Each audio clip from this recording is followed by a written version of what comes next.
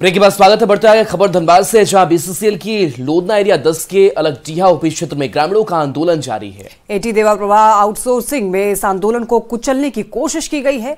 लोगों के बीच दहशत फैलाने के मकसद से फायरिंग और बमबाजी की गई है।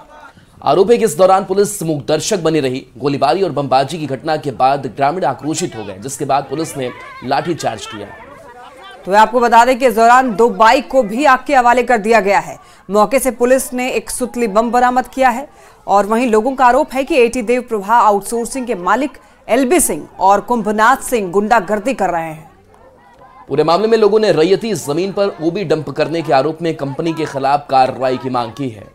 दहशत फैलाने के लिए बमबाजी और गोलीबारी भी की गई है। एटी देव प्रभा कंपनी के मालिक पर यह आरोप लगा है, गुंडागर्दी करने का आरोप लगा है। जमीन पर जबरन ओपी डंप करने का भी आरोप है।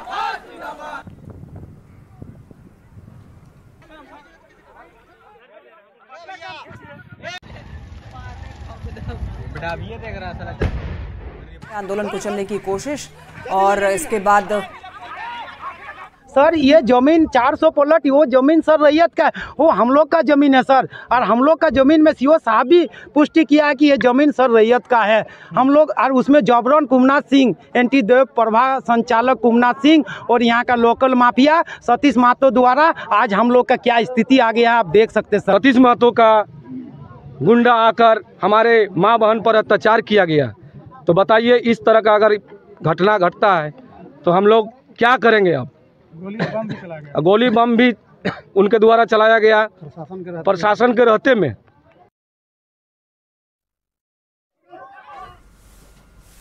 और ज्यादा जानकारी के लिए संवाददाता संजय हमारे साथ जुड़ रहे हैं। संजय, देखिए एटी देव प्रवाह आउटसोर्सिंग में बमबाजी का मामला सामने आया है और वहां पर गुंडागर्दी भी की गई है मालिक के द्वारा, पूरी जानकारी दीजिए। ये एक पहली घटना नहीं है एटी देव प्रभा के खिलाफ में। इससे पहले भी एटी देव प्रभा जो आउटसोर्सिंग कंपनी है और उसके जो संचालक मालिक है उन पर इस तरह के आरोप लगते हैं। कल जब इस मामले को लेकर वहां पर आंदोलन हो रहा था और जो ग्रामीण अपने आंदोलन पूर्व नियोजित तरीके से इस माइंड के उत्खनन स्थल पर कर रही थी, तो वहां पर सबसे बड़ी सवाल है कि पुलिस जो है वह मुकदर्शक की भूमिका में रही। एटी देव प्रभा के जो लोग थे, वहां के जो संचालक है, उनके जो पाले हुए जो भी लोग थे वो लोग वहां पर बमबाजी और गोलीबारी की घटना को अंजाम दिया, ताकि जो ग्रामीण आंदोलन कर रहे हैं, जो रैयत इस बात को बोल रहे हैं कि जमीन के बदले जो है तो उन्हें मुआवजा और नौकरी दिया जाए, और जो भी उनके जमीन पर काम कर रहे हैं उनसे नहीं होना चाहिए। तो जो उस आंदोलन को कुचलने के लिए वहां पर बमबाजी और गोलीबारी की गई और पुलिस वहां पर मुख्य दर्शक के भूमिका है। और इस घटना के बाद से ग्रामीणों में काफी आक्रोश है। वहां पर घटना के समय 2 मोटरसाइकिल भी ग्रामीणों को आग के हवाले। और संजय, इसके बाद प्रशासन भी वहां मौके पर पहुंचा है। प्रशासन का क्या कुछ कहना है इस मामले पर? प्रशासन ने उन ग्रामीणों पर ही लाठीचार्ज कर दिया, जबकि ये होना नहीं चाहिए था। ग्रामीणों के बात जो थी वो कंपनी तक पहुंचाने का काम पुलिस को करना चाहिए था, मदद करना चाहिए था, लेकिन पुलिस भी जो है तो कहीं ना कहीं कंपनी की तरफ से काम करने वाली एक संस्था बनकर रह गई। और यही कारण है कि पुलिस के प्रति भारी आक्रोश है और अभी भी तनाव बना हुआ है। फिलहाल इस मामले में अब वरीय अधिकारी क्या करते हैं, लोकल जो थाना है उनके खिलाफ ये सबसे बड़ी देखने वाली बात होगी। लेकिन फिलहाल जो है तनाव बना हुआ है और एटी देव प्रभा के जो है तो एक बार फिर ग्रामीण को जो आंदोलन है वह कुचलने के काम किए। ठीक है संजय, बहुत धन्यवाद आपका तमाम जानकारियों के लिए। खबर बेगूसराय से है। मटिहानी में मामूली विवाद में मारपीट की घटना सामने आई है। 3 लोग पर लाठी डंडे और धारदार हथियार से हमला किया गया है। इस घटना में 2 भाई और एक महिला गंभीर रूप से घायल है, जिसका इलाज सदर अस्पताल में चल रहा है। मारपीट के इस घटना का वीडियो भी सामने आया है। वीडियो में आप देख सकते हैं कि किस तरह से बेरहमी से पिटाई की जा रही है। पिटाई करने के बाद की तस्वीर आप देखिए। अस्पताल में इलाज के लिए भेजा गया है युवक को। गांव के ही मुखिया मोहम्मद अमानत शाह और उसके रिश्तेदारों पर मारपीट का आरोप लगा है। मारपीट की तस्वीर आप ये देखिए।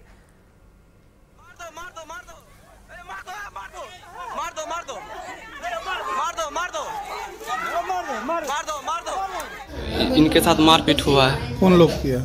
मेरे गांव के आदमी सब थे और मुखिया जी थे।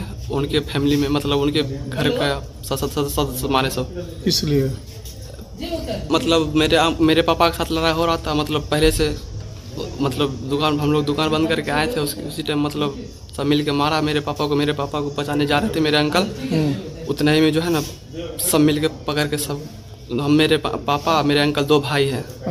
कौन है आपका? वो सब तो गोती ये कौन है आपका? सहुअर है। कौन मारा है सब? इमानत, शहादत और एक मुराद है। वो सब कौन आपका परिवार है क्या? हाँ, गोतिया भाई है। काहे लिए मारा है? छुड़ाने के लिए गए थे भाई को। गोपालगंज सदर अस्पताल में मरीज के साथ इलाज कराने पहुंची एक महिला के साथ मनचले युवक ने बदतमीजी की। महिला ने मनचले को पकड़ लिया और चप्पल से उसकी पिटाई शुरू कर दी।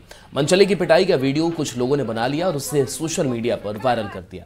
हालांकि बाद में अस्पताल के सुरक्षाकर्मी वहां पहुंचे और आरोपी युवक को पकड़कर पुलिस को सौंप दिया।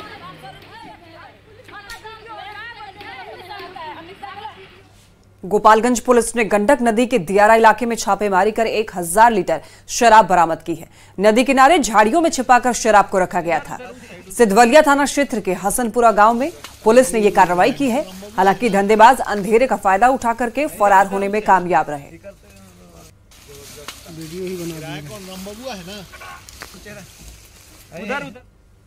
दरभंगा राज परिवार के ट्रस्ट से जुड़े करोड़ों के गहने को फर्जी तरीके से बेचने के मामले की जांच के लिए एसआईटी गठित कर दी गई है और पूरे मामले की जांच शुरू हो गई है। दरभंगा के सिटी एसपी शुभम आर्य के नेतृत्व में एसआईटी गठित की गई है। दरभंगा राज के अंतिम महाराजा कामेश्वर सिंह के पोते कुमार कपिलेश्वर सिंह ने 30 जनवरी को एक प्राथमिकी दर्ज कराई थी, जिसमें ट्रस्ट के सदस्यों पर फर्जी तरीके से पुराने गहने कीमती सामान बेचने का आरोप लगाया था। जिस सुनार ने गहने को खरीदा था उसने उसकी कीमत 88 लाख रुपए लगाई थी। लेकिन कुमार कपिलेश्वर सिंह का दावा है कि पहले भी इसी तरह फर्जी तरीके से लाखों करोड़ों के गहने बेच दिए गए। ऐसे में पूरे मामले की सीबीआई और ईडी से जांच होनी चाहिए। मंदिर के साथ साथ बहुत वैल्यूएबल लैंड है, उसको भी सबलेटिंग कर देते हैं ये। और फिर कामाख्या में भुवनेश्वरी मंदिर है, वहाँ भी सब वो है। तो सारा 108 मंदिर जहाँ जहाँ सारा ईडी से जांच हो, इनकी संपत्ति की जांच हो। मैं चाहता हूँ जो सीबीआई और ईडी सब इन्वॉल्व, तभी पता चलेगा। ये बहुत बड़ा स्कैंडल है और ये बहुत दिनों से चल रहा है। अरबों रुपए का इधर से बंदरमाट हुआ। जब हम लोग गए थे तो मैनेजर ने एक्सेप्ट किया, हाँ उदय जी ने बोला है लॉकर खुली है, वहाँ से सामान निकल के बेच दिया गया। मैनेजर ने एक्सेप्ट किया, उदय जी भी बोल रहे हैं हाँ बेचा है मैंने, सामान भी रिकवरी हो गई है। तो अब तो पुलिस करेगी। स्पेशल इन्वेस्टिगेशन टीम बनाया गया है सिटी एसपी साहब के नेतृत्व में, और अनुमंडल पुलिस पदाधिकारी, थानाध्यक्ष और इन्वेस्टिगेटिव ऑफिसर अन्य पदाधिकारी इसमें है। उनको निर्देश दिया गया कि पूरा जो कागज़ है, ट्रस्ट डीड है, बैंक का जो कागजात है, सभी जो संबंधित जो कागज़ है, फिर संबंधित जो आदमी है उससे संबंधित उनको पूछताछ करेंगे, स्टेटमेंट लेंगे। और जब तक ये कागज़ का स्टडी नहीं करेंगे उसमें थोड़ा निर्णय आना भी मुश्किल है। इसीलिए वो लोग अभी अनुसंधान चल रहा है, वो जांच कर रहे हैं। पटना में मेट्रो यार्ड निर्माण को लेकर प्रशासन का बुलडोजर चला है। पटना सिटी के पहाड़ी, मौजा और रानीपुर में मेट्रो यार्ड निर्माण के लिए अधिकृत की गई जमीन पर बने मकानों को तोड़ा जा रहा है। जिलाधिकारी के आदेश पर प्रशासन की टीम ने आज 2 मंजिला एक मकान को, आपको बताते चले कि कल एक 2 मंजिला एक मकान को तोड़ दिया और इस दौरान प्रशासन की टीम को भारी विरोध का सामना करना पड़ा। घर टूटने से परेशान महिला रश्मि ठाकुर ने अपनी छत से कूद करके जान देने की कोशिश भी करने लगी। किसी तरह घर के लोगों ने इस महिला को संभाला। तो वहीं पीड़ित पक्ष के वकील का दावा है कि पटना जिलाधिकारी ने कोर्ट के आदेश की अनदेखी करते हुए घरों को तोड़ने का आदेश दिया है, क्योंकि 6 महीने के भीतर पीड़ित पक्ष को मुआवजा और आवास की व्यवस्था करनी है, लेकिन अब तक कोई प्रक्रिया शुरू नहीं हुई है। ऐसे में इस मामले में कोर्ट का एक नोटिस भी डीएम ऑफिस में दिया गया था, बावजूद इसके घरों को तोड़ा जा रहा है।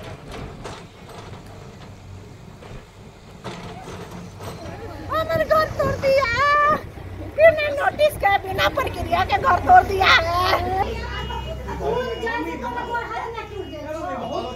क्लियरली कहा गया है कि 6 महीने के अंतर्गत सारे जिनका जमीन, जिनका घर टूट रहा है, उनको रिसेटलमेंट और रिहेबिलिट करना है। इसमें 6 महीने का समय दिया गया कि 6 महीने के अंदर इनको रिसेटल और रिहेबिलिटेट करना है। लेकिन अभी तक कोई भी प्रोसीजर शुरू नहीं हुआ इसके अंतर्गत।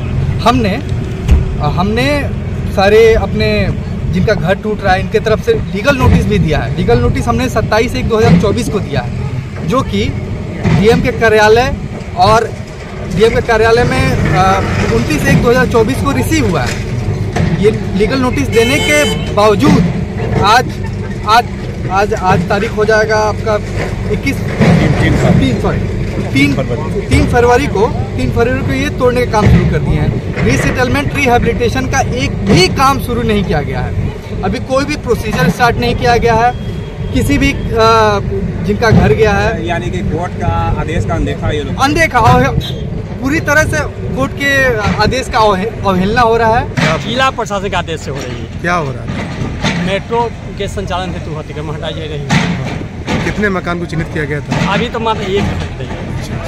इसे लेकर विरोध भी हुआ यहाँ पर, लोग विरोध भी कर रहे हैं। क्या विरोध तो अपना लोग करता ही, अपना पक्ष रखते हैं, पक्ष रखेंगे अपने न्यायालय वगैरह में। इनका आदेश जिला खबर बेतिया से, जहां नशे में धुत एक शराबी शिकारपुर थाना परिसर से भाग गया, लेकिन थोड़ी ही दूर जाने के बाद नीचे गिर गया, जिससे सिपाहियों ने पकड़ लिया।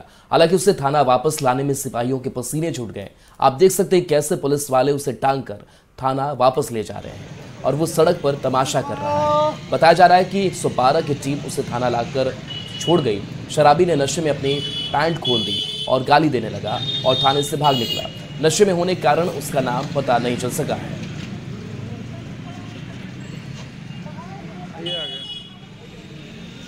मुजफ्फरपुर में शादी के मात्र एक हफ्ते के बाद ही एक महिला ने पोखर में कूदकर जान देने की कोशिश की। हालांकि गनीमत यह रही कि स्थानीय लोगों की नजर महिला पर पड़ गई और उन्होंने उसे बचा लिया।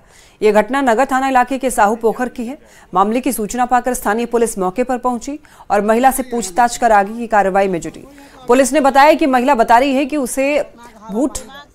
महिला का कहना है कि उसे भूत पकड़ लिया और इसीलिए वो ऐसा कदम उठाने जा रही है। ए बाबू, क्या बात था? हाँ 4 दिन पहले भूत धल गए। बता रहा है कि 26 तारीख को इसका शादी हुआ है पटना में और पति जो इनको छोड़ दिया है अभी तत्काल घर पे यहाँ अपने मायके में। तो इसी के को सुपुर्द कर दिए हैं। हाँ, परिवार को सुपुर्द कर दिए हैं। पता चल रहा है कि इसका कुछ मानसिक संतुलन बिगड़ा हुआ है। पटना से बड़ी खबर है, जहां मौसम विभाग ने येलो अलर्ट जारी किया है। बिहार के 28 जिला के लिए यह अलर्ट जारी किया गया है। सोमवार को बारिश और ठनका गिरने की संभावना है। आज रात से बादल छाए रहने की संभावना है। तो मौसम विभाग ने येलो अलर्ट जारी किया है। 28 जिलों के लिए यह अलर्ट जारी किया गया है। बारिश और ठनका गिरने की संभावना है।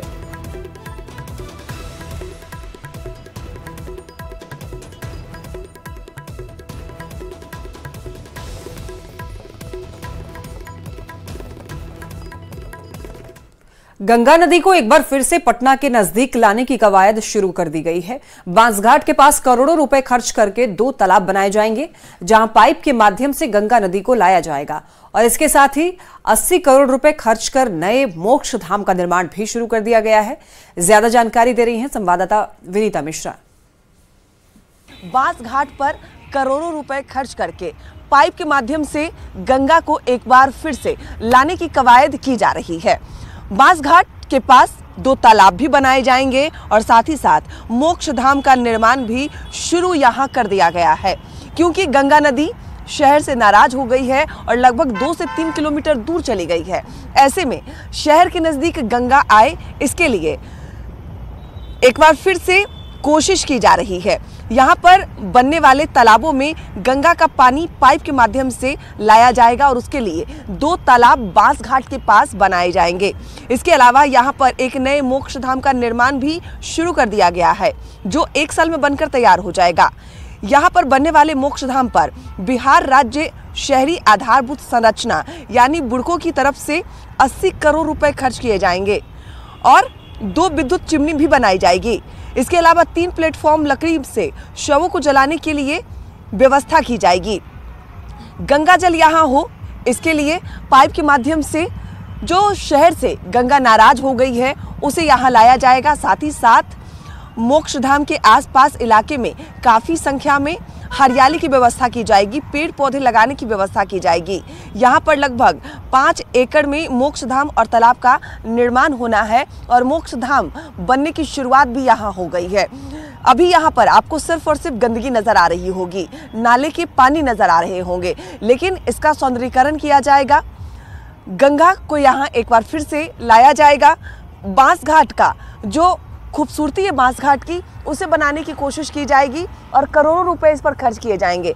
80 करोड़ की लागत से जो नया मोक्षधाम है वो बनाया जा रहा है और गंगा नदी लगभग 2 से 3 किलोमीटर शहर से दूर चली गई है, उसे वापस फिर से लाने की कोशिश की जा रही है, क्योंकि बांस घाट के पास गंगा नदी हो, यहाँ की खूबसूरती बढ़े, इसीलिए करोड़ों रुपए खर्च किए जाएंगे और 2 तालाब का निर्माण होगा और पाइप के माध्यम से जो गंगा नदी है जो दूर चली गई है उसे पाइप के माध्यम से यहाँ लाया जाएगा और साथ ही साथ जो मोक्षधाम है नया उसे भी बनाया जा रहा है।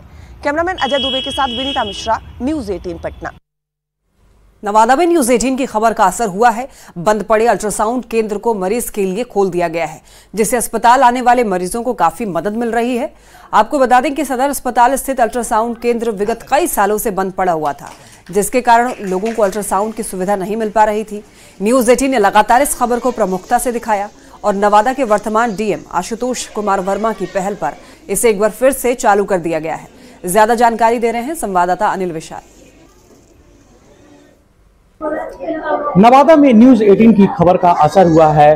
बंद पड़े अल्ट्रासाउंड केंद्र को फिर से शुरू कर दिया गया है और न्यूज़ 18 ने इस खबर को प्रमुखता से दिखाई थी, जहां अल्ट्रासाउंड विगत कई साल से बंद था, जिसके कारण लोगों को इसकी सुविधा नहीं मिल पा रही थी और लोग मजबूरी में बाहर में अल्ट्रासाउंड कराने के लिए पहुंचते थे।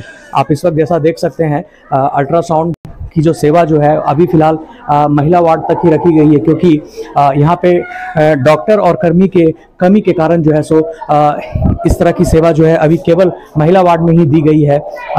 न्यूज़ 18 ने इस खबर को बेहद ही प्रमुखता से दिखाई थी और आज इसका असर अब ये देखने को मिल रहा है कि कम से कम महिला वार्ड में इस सेवा को शुरू कर दिया गया है, जिसके कारण यहाँ जितने भी लोग आ रहे हैं उन्हें इसकी सेवा मिल पा रही है। इससे पूर्व लोग बाहर अल्ट्रासाउंड कराते थे, जिससे इनका काफ़ी पैसा खर्च होता था। डॉक्टर साहब है, हम जानते हैं। ठीक है, बहुत अच्छा रेशियो है, इसके कारण आम जनता को बहुत सुविधा हो रही है करवाने से। अभी फिलहाल गर्भवती महिला हैं उनका अल्ट्रासाउंड का सेवा किया जा रहा है, फिर आगे भी जो नॉर्मल होता है यूएसजी उसकी सुविधा दी जाएगी। Average 25-30 per day. यस राहत बहुत मिली है, लोगों को राहत मिली है बहुत। नहीं, अभी फिलहाल ओपीडी जो है 8 से 2 बजे तक। रोहित, जैसा कि आपने सुना, डॉक्टर का कहना है कि अभी थोड़ा रिस्ट्रिक्ट वे में इसे चलाया जा रहा है। हालांकि इसे शुरू कराने में नवादा जिलाधिकारी आशुतोष कुमार वर्मा की पहल जो है वो काफी रंग लाई है, तो उनकी पहल के बाद ये जो है ये शुरू हुआ है और लोगों को अब इसका लाभ मिलना शुरू हो गया है। अनिल विशाल, न्यूज़ 18 नवादा। बीजेपी के दिग्गज नेता लालकृष्ण आडवाणी को केंद्र सरकार भारत रत्न से सम्मानित करेगी। प्रधानमंत्री नरेंद्र मोदी ने एक्स पर पोस्ट करके इसकी जानकारी दी। आडवाणी बीजेपी के सबसे पुराने और बड़े नेताओं में शामिल रहे हैं। भारतीय जनता पार्टी की नींव रखने से लेकर बीजेपी के संस्थापक सदस्य की भूमिका निभाने वाले एल.के. आडवाणी को देश का सबसे बड़ा सम्मान मिलने पर उन्हें बधाई मिलने का तांता लगा हुआ है।